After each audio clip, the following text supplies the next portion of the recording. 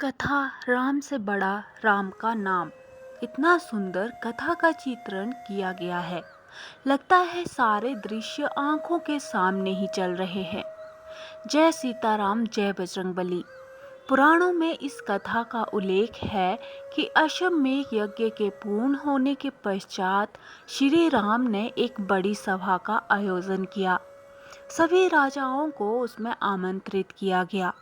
सभा में आए नारद जी के भड़काने पर एक राजा ने भरी सभा में ऋषि विश्वामित्र को छोड़कर सभी को प्रणाम किया। ऋषि विश्वामित्र गुस्से से भर उठे और उन्होंने राम से कहा कि अगर सूर्यास्त से पहले श्री राम ने उस राजा को मृत्युदंड नहीं दिया तो वो राम को श्राप दे देंगे।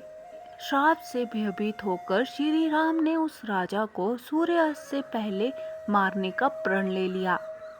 श्री राम के प्राण की खबर पाते ही राजा भागा भागा हनुमान जी की माता अंजनी के पास गया।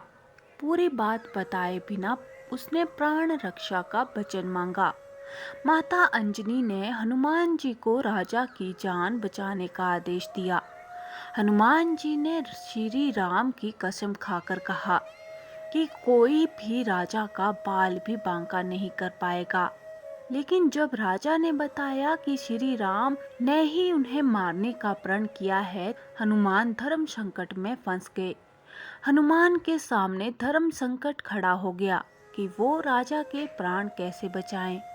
अगर राजा को मौत मिलती है तो माता का दिया हुआ वचन पूरा नहीं हो पाएगा। अगर राजा को बचाया तो श्री राम का प्रण पूरा नहीं हो पाएगा और उन्हें श्राप मिलेगा। उलझन में फंसे हनुमान जी को एक युक्ति सूझी। हनुमान जी ने राजा से सूर्य तट पर जाकर राम नाम जपने के लिए कहा। हनुमान जी खुद सूक्ष्म रूप में राजा के पीछे छिप गए।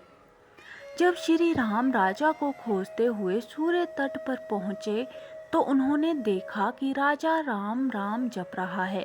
राम जी ने सोचा, अरे ये तो मेरा भक्त है, मैं कैसे इस पर बाण चला सकता हूँ। श्री राम महल को लौट गए और विश्वामित्र से अपनी दुविधा कही।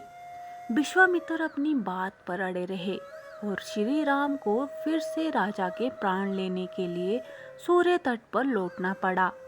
सारा राज्य देख रहा था कि कैसे श्री राम दुविधा में फंसे हैं। एक तरफ राजा राम नाम जप रहा है और श्री राम अपने ही भक्त को मारने के लिए मजबूर हैं। सभी सोच रहे थे कि ऐसे वक्त में हनुमान को राम के साथ होना चाहिए था, लेकिन हनुमान जी थे कहाँ। वो तो अपने ही आराध्य के विरुद्ध सूक्ष्म रूप से एक धर्म युद्ध का संचालन कर रहे थे।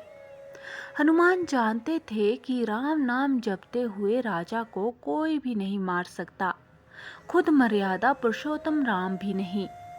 राम जी जब फिर से सूर्य तट लौटे तो राजा को मारने के लिए शक्ति बाण निकाला, लेकिन तब राजा हनुमान जी के कहने पर सिया राम जपने लगा। राम जानते थे कि सिया राम जपने वाले पर शक्ति बाण असर नहीं करता। वो बेबस हो गए और महल को लौट पड़े। उधर विश्वामित्र उन्हें लौटा देखकर शाप देने को उतारू हो गए और राम को फिर सूर्य तट पर जाना पड़ा। इस बार राजा हनुमान जी के इशारे पर जय सिया राम जय जय हनुमान गा रहा था। राम ने सोचा कि मेरे नाम के साथ साथ ये राजा शक्ति और भक्ति की जय बोल रहा है, ऐसे में मेरा कोई अस्त्र इसे मार नहीं पाएगा। इस संकट को देखकर श्री राम को मूर्छा आने लगी तो अयोध्या के साधु संतों में खलबली मच गई। ऋषि विश्वामित्र को सलाह दी कि राम को इस तरह संकट में नहीं डालना चाहिए।